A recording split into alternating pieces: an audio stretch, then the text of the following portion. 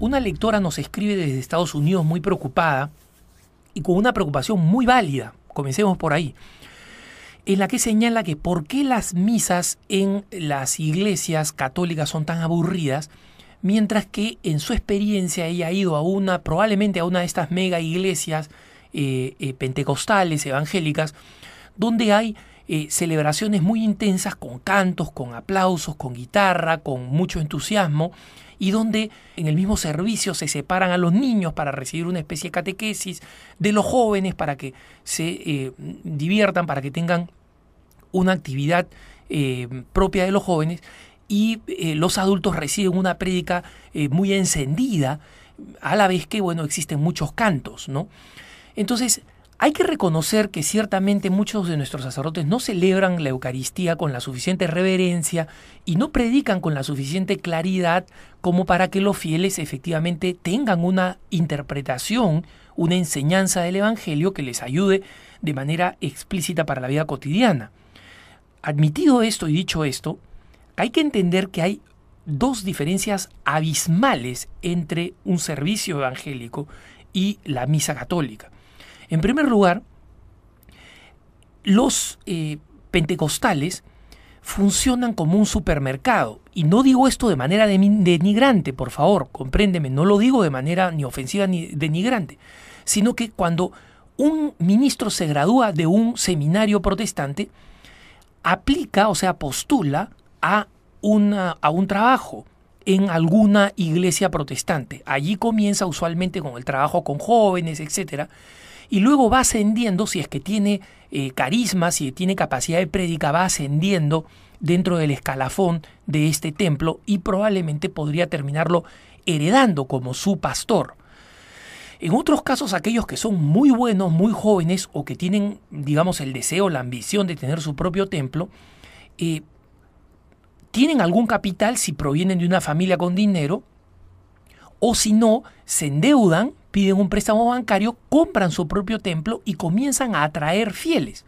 Y para ello tienen que desarrollar un servicio que sea muy atractivo para la zona que han escogido, ¿no?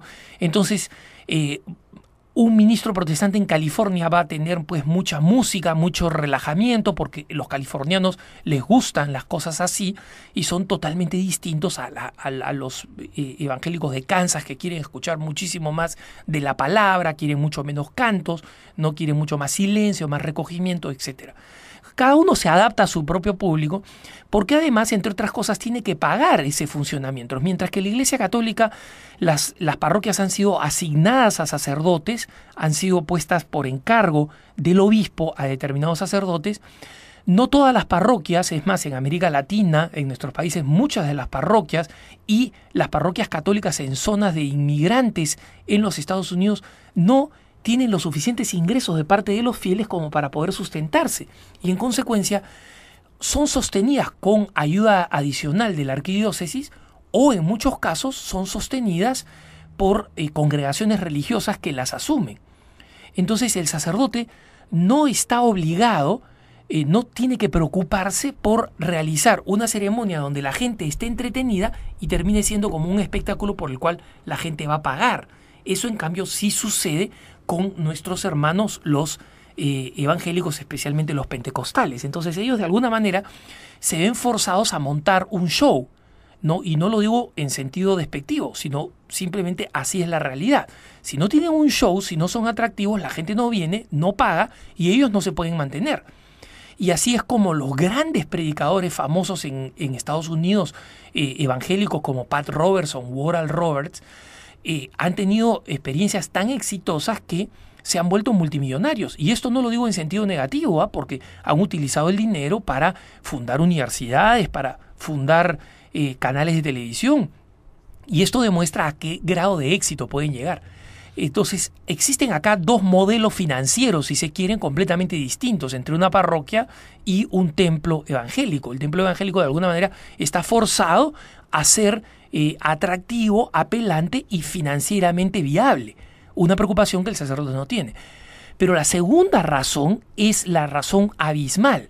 Es que en la Iglesia Católica, con todas sus limitaciones, nosotros tenemos, en primer lugar, la celebración litúrgica tal como la hemos heredado de los apóstoles, porque digamos los elementos centrales, inicio, reconocimiento de los pecados, liturgia de la palabra, credo, liturgia de la Eucaristía, recepción de la comunión y despedida, toda ella forma parte de la esencia de la Eucaristía, tal como la heredamos de los primeros apóstoles, tal como los discípulos de Jesús, inspirados por el Espíritu Santo, descubrieron que era la forma de celebrar el domingo para adorar al Señor.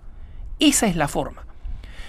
En el otro lugar pueden haber aplausos, cantos, diversiones, cosas que atraen a los jóvenes, cosas que entretienen a los niños.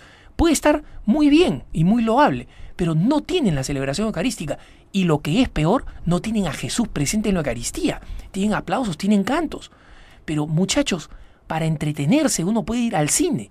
Claro, uno de estos templos sale más barato, porque uno si no pone nada en la colecta, al final le sale gratis, ¿no? O puede poner poco y le va a salir más barato porque le van a dar una hora, hora y media de entretenimiento, de diversión.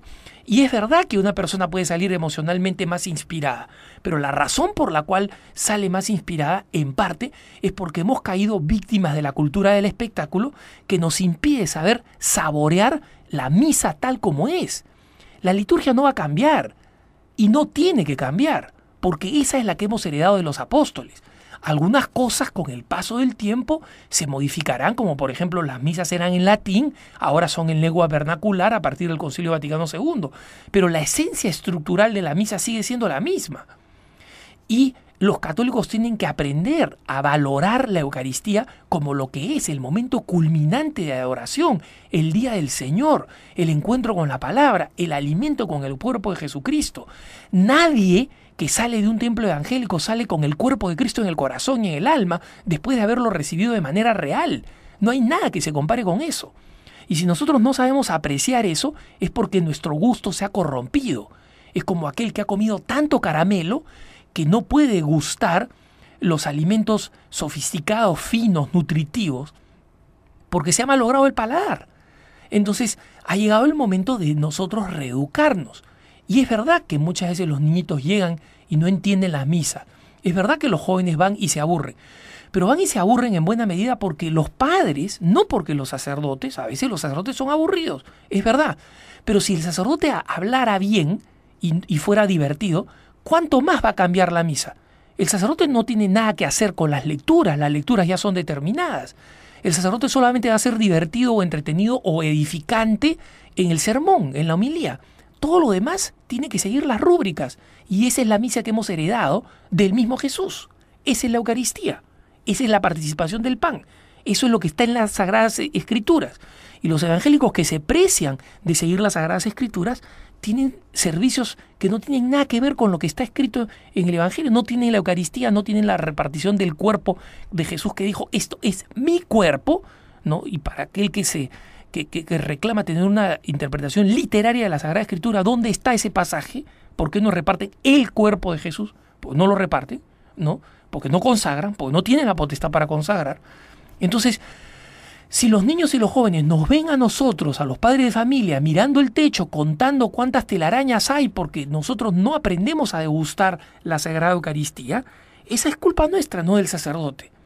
Y hay gente que iba a las misas escuchando la fama del cura de Ars, de San Juan María Vianney en Francia, en el siglo XIX, en el siglo XX, de San Pío de Pietrelcina, y se aburría, decía, esta misa es igual que todas las demás. Es decir, cualquier persona que no ha desarrollado el gusto, incluso con grandes santos, se va a aburrir. Es una responsabilidad nuestra que nosotros recuperemos el gusto de lo sagrado y sepamos celebrar la Eucaristía con la reverencia y profundidad que tiene. Porque lo que hay en la misa no lo vamos a encontrar en ninguna otra celebración, por más entretenida que sea. Que tengas un buen día.